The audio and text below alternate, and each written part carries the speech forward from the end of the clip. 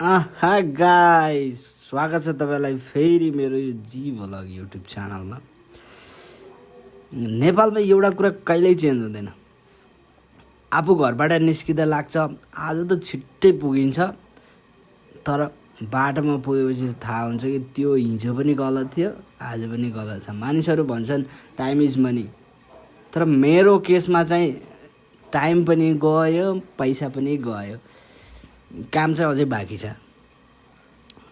अहिले यता हेर्दा सबै शान्त छ क्या, यो रोडमा हेर्दा सब शान्त, गाडी मात्रै चलाइरहेको जस्तो देखिन्छ। तर यथार्थमा मान्छेहरूको टेन्सन यति चलिरहेछ, कसैको ब्याङ्कको इएमआईको, कोही कसैको गर्लफ्रेन्डको इस्यु, कसैको भिजा नलागेको लागेको, कति प्रब्लम कन्सल्टेन्सीले पैसा खाइदिएको, कतै मेन पावरले पैसा खाइदिएको, कति टेन्सन होला। तर यस्तै हो। तर म जस्तो मान्छेहरूलाई चाहिँ के हुन्छ भन्दाखेरि अगाडि कति बेला ट्विस्टवाला सिन आउँछ भन्ने एउटा टेन्सन हुन्छ।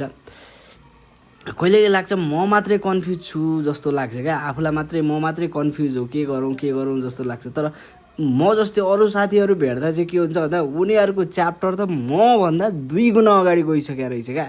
नेपालमा अर्को रमाइलो कुरा भनेको के छ भन्दाखेरि सबैजनालाई करोडपति बन्नु मन छ क्या, सबैजनालाई। तर बिहान 5 मिनट पहिला उठ्ने भन्ने छैन कसैको नि, 5 मिनट ढिला सुत्ने भन्दा 3 घन्टा 4 घन्टा बितेको थाहा नै हुँदैन। अनि बिहान उठिसकेपछि फर्स्टमा हेर्छन् त्यो मोटिभेसन भिडियो क्या, अनि मोटिभेसन भिडियो हेरिसकेपछि तल कमेन्ट के हुन्छ, tomorrow is my day comment क्या।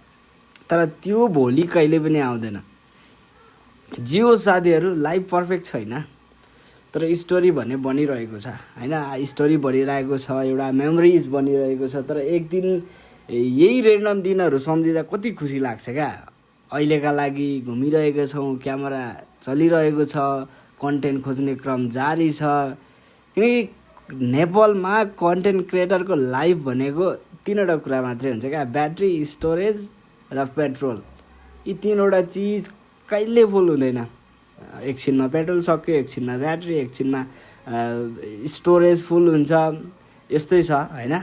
तपाईँ बिहान रोडमा हिँड्दा 3-4 थरीको मान्छे भेट्नुहुन्छ क्या। कोही हुन्छ बिहान अर्ली मर्निङ उठेर अफिसको लागि कुदिरहेको, हिजोको काम सम्झिरहेको हुन्छ।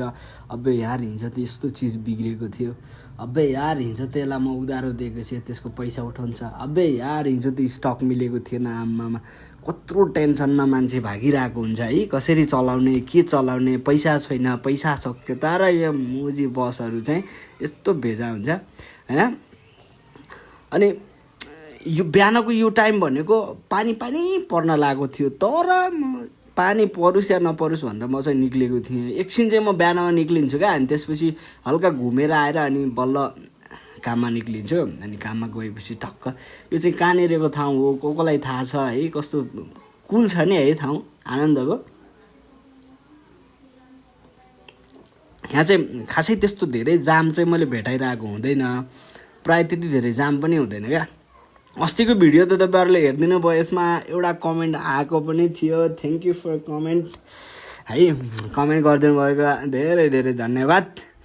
यस्तै चलिरहेको छ जिन्दगी है। अब सपना ठुला छन् साथीहरू, तर अहिलेको लागि वालेटले अनुमति दिए अनुसारको ठाउँ अवलोकन हुन्छ, त्यही किसिमको भिडियो आउँछ। तपाईँहरूलाई राम्रो लागेको होला अवश्य पनि, नलाग्यो भने पनि राम्रोको लागि प्रतीक्षा गर्नुहोस्। यदि तपाईँहरूले मेरो भिडियोमा केही खालको राम्रो सिनहरू पाउनुभयो, कतै म बोलेका कुराहरू फनी लाग्यो भने र नलाग्यो पनि एउटा लाइक कमेन्ट त जान्छन् है। भन्दै टाक्कै जाम आइगयो।